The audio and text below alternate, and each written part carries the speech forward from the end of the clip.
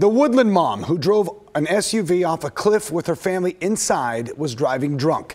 California Highway Patrol updated its investigation into the Hart family today. Kylie Boshi joins us now from the newsroom with these latest details. Kyle. Well, the coroner's preliminary report is back, and it shows that Jennifer Hart was under the influence. Jennifer Hart's blood alcohol level was .102. A toxicology report also discovered that her wife Sarah had a significant amount of an ingredient in Benadryl in her system. 2 of the kids also had that same drug in their system. 3 other kids are still missing. The Mendocino County Sheriff's Office says dive teams will be back at the crash site in a few days when ocean conditions improve. A body was discovered last Saturday, but we still don't know the identification. California Highway Patrol said today the body was in the water so long it simply could not be identified.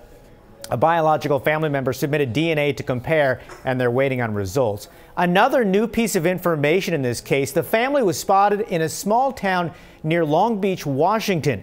Investigators are trying to figure out why they stopped there before heading south to California.